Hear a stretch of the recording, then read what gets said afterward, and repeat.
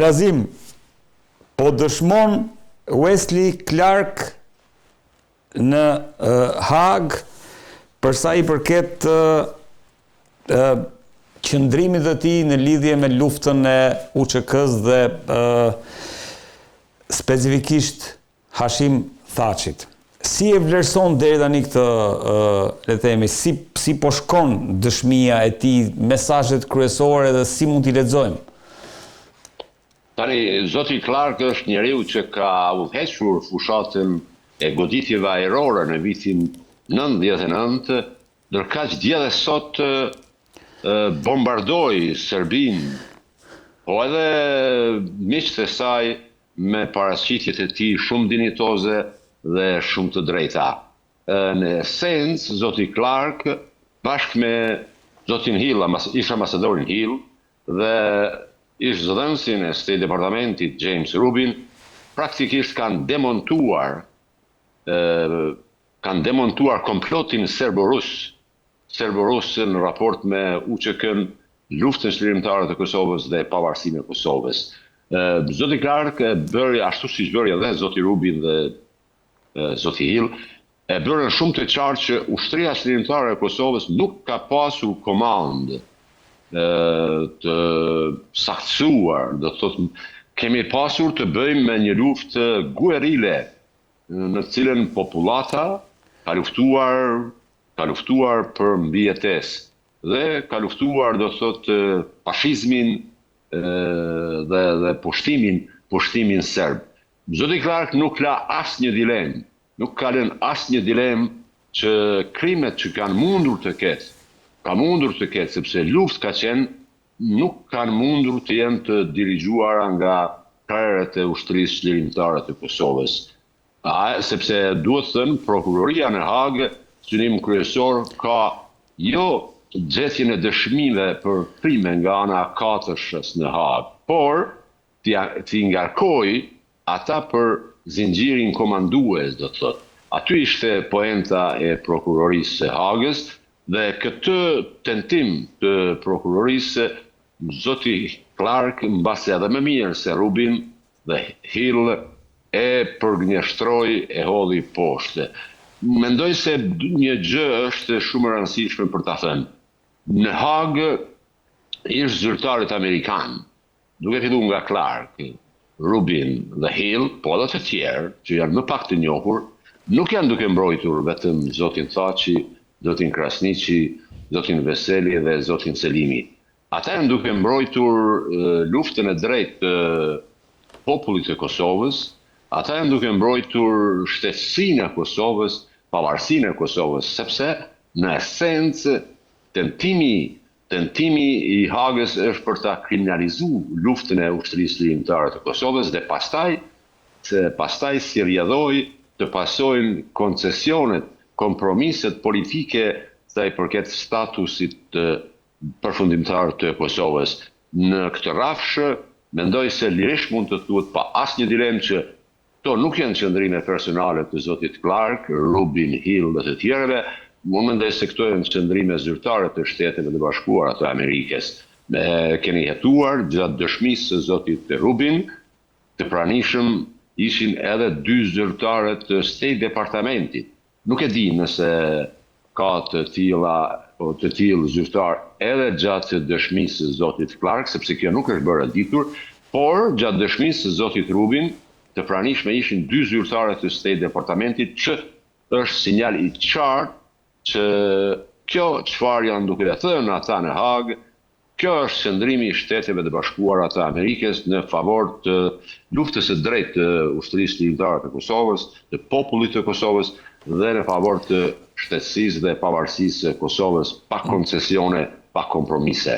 Ndërkohë, nëse ky është qëndrimi i Shteteve të Bashkuara, zoti Koci, si e shpjegoni këtë zell të Europës, le të themi, për të vërtetuar narrativën serbo-ruse, siç ju e thatë edhe më parë. Domthonë, si e shpjegoni këtë vendosmëri që kanë, le të themi, Europa, se duhet kuptojmë që në Hagë paka shumë ata që e kontrollojnë Hagën janë europianët, si e vlerësoni këtë vendosmëritë e europianëve, pavarësisht dëshmive shumë të forta, të zyrtarëve më të lartë, që kanë qenë pjesëmarrës të drejt për drejt në atë që ndodhi në Kosovë, si e shpjegoni këtë vendosmëritë e Europës? Dhe a ka një ndarje dhe një përplasje midis Europës dhe SBA-ve për sa i përket Kosovës? Nuk jam i befasuar sepse ky është qëndrim konstant i Evropës në raport me Kosovën. Dhe ndoshta ka ardhur koha që ne shqiptarët, sidomos shqiptarët e Kosovës, ta thonë këtë hapur.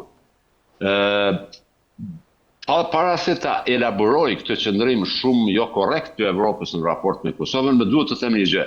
Nga njëherë më bëhet që Kosova tash 30 vite është viktim një anti-amerikanizmi të fshehtë në Evropë.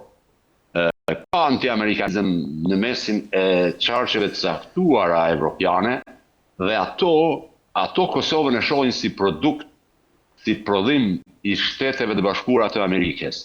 Dhe në sytë e tyre Kosova nuk është krijesë e tyre, është krijesë e Washingtonit dhe këtë çfarë bëjnë është që në heshtje, sepse nuk mund ta thënë këtë publikisht, nuk mund të veprojnë publikisht, në heshtje kam përshtypje synojnë, dëshirojnë dështimin e këtij projekti amerikan, pra të shtetësisë së Kosovës. Prandaj them Kosova në këto vite krahas mbështetjes që merr nga një pjesë e konsiderueshme e Evropës, ka kundër vetvetes gjithë ata që fshehin qëndrimet e tyre anti-amerikane, pra që nuk guxojnë të i bëjnë publike, por që me veprimet e tyre e bëjnë këtë në rastin e Kosovës. Do ta marr shembull Spanjën.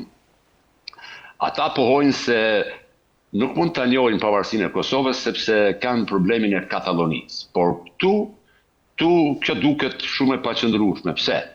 Ata kanë njohur pavarësinë dhe shtetësinë e Slovenisë, Kroacisë, Bosnjës, Malit të Zi dhe të Maqedonisë. Pse atëherë nuk ishte problem? Përse atëherë nuk u pengonte Katalonia? Përse nuk ishte atëherë Katalonia problem, por është vetëm në rastin e Kosovës? Ka dhe raste tjera. Do thotë ose shpjegimi tjetër.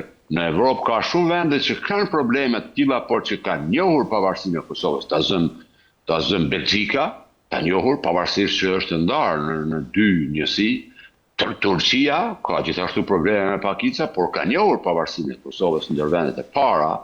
Ka dhe shumë vende tjera. Pra, kemi të bëjmë me një qëndrim të një pjesë të Bashkimit Evropian që nuk e shohin me sy të mirë Kosovën dhe nuk e duan si projekt i përfunduar dhe i suksesshëm. Dhe Kosova këtu shpesh është viktim, do thotë, anti-amerikanizmit të fshehtë të tyre. Ne këtë e kemi parë nga viti 91-92. Në Komisioni Badinterit, pra institucion evropian, atë botë legjitimoi 6 njësi federale nga ish Jugoslavia, duke pranuar praktikisht agresionin serb, pushtimin serb të Kosovës. Ish Jugoslavia ishte përbërë nga 8 njësi federale, jo nga 6 siç bëri Evropa përmes Komisionit të Badinterit, duke njohur do të sundimin serb në Kosovë.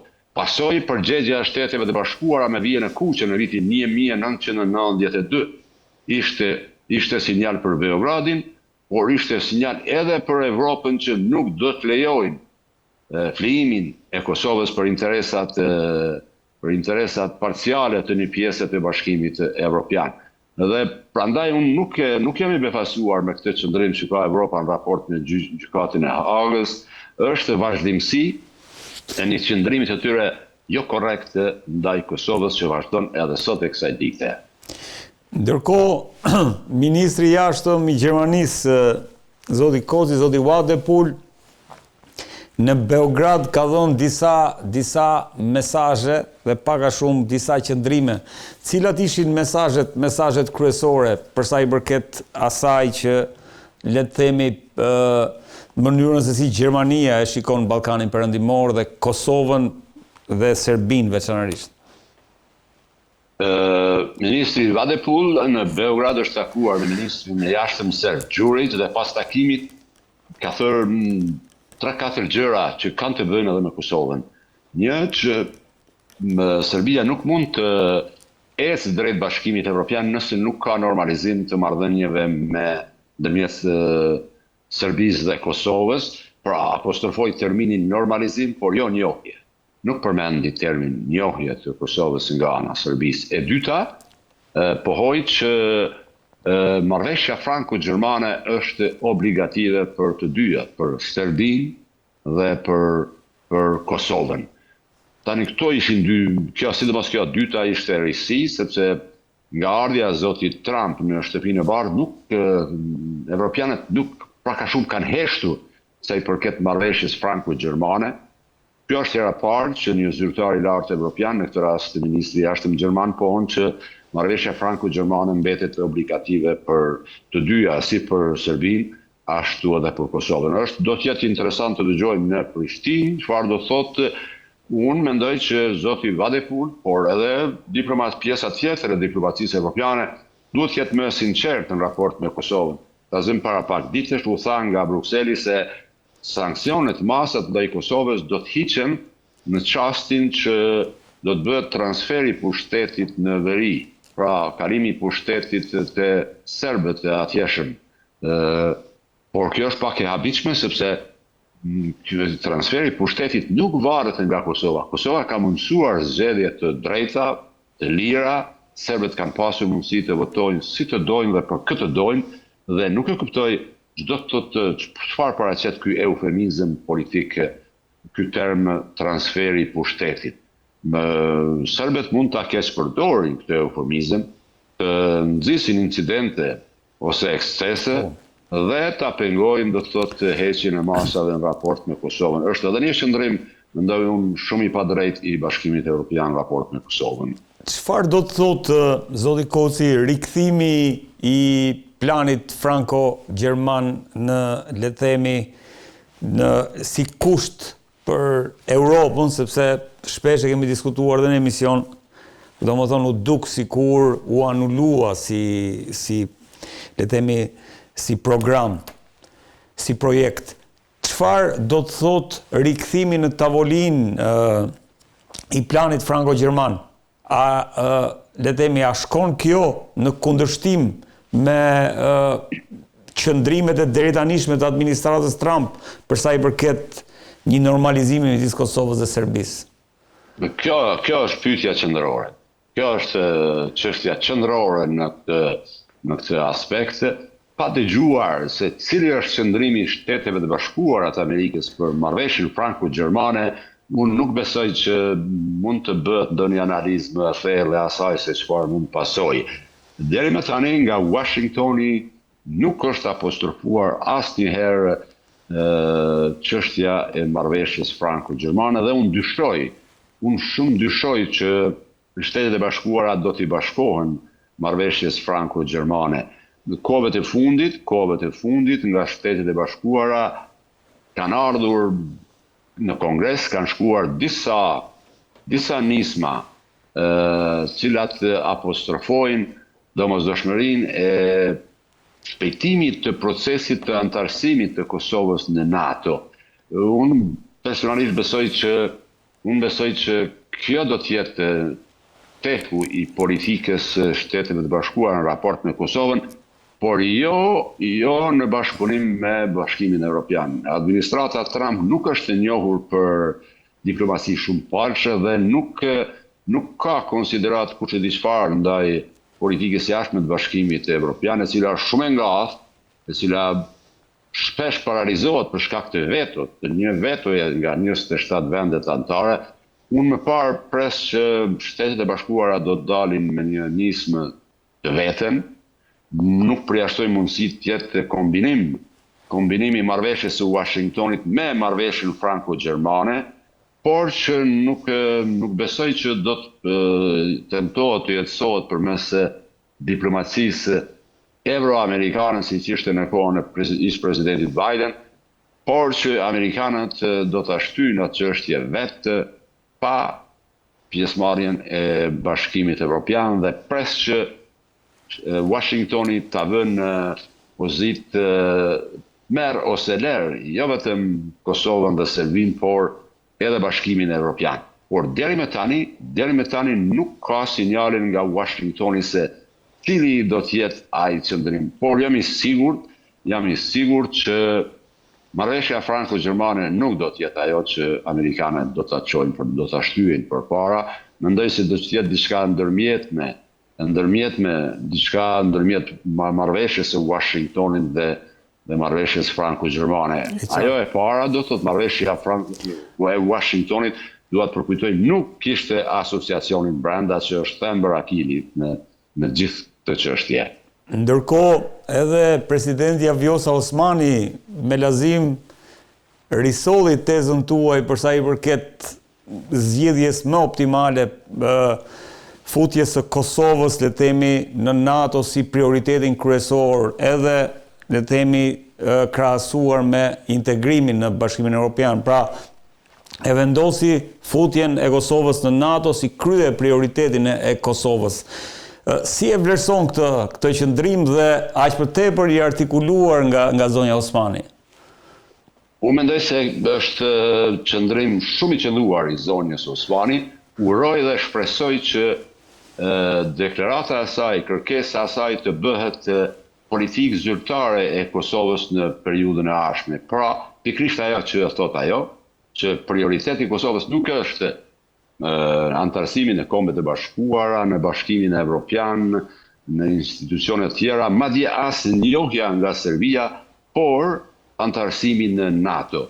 Shpresoj, uroj dhe besoj shumë që në periudhën e ardhshme kjo do të bëhet politikë zyrtare e Kosovës, politikë e artikuluar si e presidencës, qeverisë, opozitës dhe gjithë korpusit politik në Kosovë, sepse në bindjen time është rruga e vetme e ecjes së Kosovës përpara. Kjo do ta çmontoj politikën serbe. Politika serbe mbështetet në dy karika në raport me Kosovën. Një, dialogu me cilin përfitojnë në kohë dhe presin një moment të vorritshëm gjeopolitik për ta goditur Kosovën, dhe e dyta, mbështetet mbi kërkesën e Kosovës për njohje nga Serbia. Kjo e faktorizon Serbinë në Ballkan. Thua se çdo lëvizje në Ballkan, dhe sidomos në raportet Kosovë-Serbi, varet nga Serbia. Këtë duhet demontuar në mënyrë që Serbisë t'i hiqet nga dora ky instrument me cilin po luan tash më shumë se 15 vite. Në çastin që Kosova del me qëndrim zyrtar që nuk i intereson njohja nga Serbia, por fillimisht dhe kryesisht në formë prioritare antarësimin në NATO, roli i Serbisë në Ballkan, Serbia praktikisht defaktorizohet, sepse nuk do të pytet më, nuk do të jetë relevante qëndrimi i Serbisë në raport me Kosovën. Dhe unë këtë argumentoj edhe me një rast tjetër. Ne kemi parë çfarë ndodhi me Ukrainën. Ukraina ka pasur selinë në Kombet e Bashkuara, ka qenë e njohur nga Rusia, por megjithatë e psoi. Por po të kishte qenë antare NATO-s, Rusia nuk do të guxonte të lëvizte, nuk do të guxonte të hynte në Ukrainë. Dhe mendoj se ngjashëm është edhe rasti i Kosovës, prandaj e përshëndes dhe mbështes fuqishëm deklaratën e zonjës Osmani për antarësimin e Kosovës në NATO si prioritet mbi prioritete. Jeni në fakt nga të vetmit që e keni artikuluar këtë tezë vazhdimisht dhe jam dëshmitar në këtë emision. Ndërkohë e fundit, zoti Koci, në 2-3 minuta apo 4 minuta, si e shikoni krizën politike në Kosovë? Tani, momentarisht nuk shoh tek arrim të krizës, besoj që uroj që të mos thellohet, por gjërat janë duke shkuar në drejtim të thellimit të saj, nëse nuk do të ketë një marrëveshje, dhe ajo nuk shihet momentarisht, Kosova mund të përjetoj kolaps financiar, pra të mbet pa buxhet dhe të futet në një kaos institucional, të mbetet pa presidente me kompetencat e plota, pa kryeministër me kompetencat e plota dhe pa gjykatë kushtetuese, sepse në fillim të vitit tashëm njëri nga gjykatësit i skadon mandati dhe ajo bëhet jo funksionale. Nuk pres që do të ketë marrëveshje nesër, pas nesër, Nesër është pas nesër është data fundit kur duhet votohet ose jo qeveria Pakicës të zotit Konjusa. Nuk ka sinjale në Kosovë që do të votohet nga opozita, dhe kjo do të thotë që Kosova do të shkojë në zgjedhje me 21 ose 28 dhjetor, por unë nuk mendoj që kjo është zgjidhja më e mirë. Ka pasur mundësi që presidenti ato inicionte formimin e një qeverie të përkohshme, teknike, e cila do ta udhëheqte Kosovën deri në marsin ose prilin e vitit të ardhshëm, dhe Kosova të mos bllokohet me buxhet ose me paralizë institucionale. Kjo nuk ka ndodhur për fat të keq, dhe mirërisht nuk shoh dritë në fund të tunelit. Spaku jo në këto momente, uroj që të më demantojnë udhëheqja e tunë në Prishtinë, por deri me tani nuk ka asnjë sinjal për votim të qeverisë së Pakicës.